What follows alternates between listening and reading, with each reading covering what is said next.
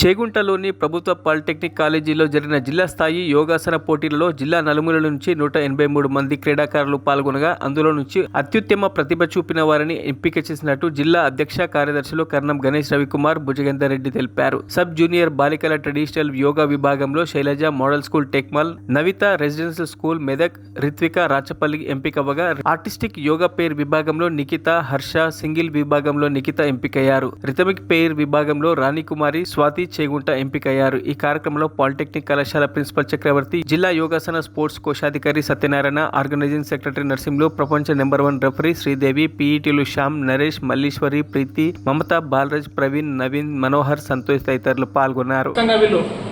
కష్టపడి మెడల్స్ కొడితే వీళ్ళకు ఉద్యోగ ఉపాధి ఉన్నత చదువులకు వీళ్ళకి పనిచేస్తుంది కనుక వీళ్ళు ఖచ్చితంగా కష్టపడి ఇప్పుడు వేరే గేమ్స్ ఆడాలంటే ఇప్పుడు ఏ గేమ్ ఆడినా కానీ గ్రౌండ్ కావాలి, ఎక్విప్మెంట్ కావాలి. ఎలాంటి ఎక్విప్మెంట్ లేకుండా ఖర్చు లేకుండా ఉన్న ఒక్క గేమ్ ఇది యోగా మాత్రమే. దీనికి 6 గజాల జాగా ఉంటే ఇంత వెలుతురు గాలి ఉంటే సరిపోతుంది.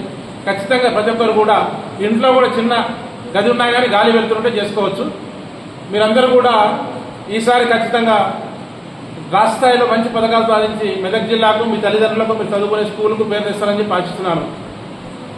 చేగుంట పాలిటెక్నిక్ కళాశాలలో జరిగినటువంటి జిల్లా స్థాయి యోగాసనాల కాంపిటీషన్లో మరి మెదక్ జిల్లా నుంచి ఉన్నటువంటి జిల్లాలోని పలు మండలాల నుంచి వచ్చినటువంటి విద్యార్థులు అధిక సంఖ్యలో పాల్గొనడం జరిగింది.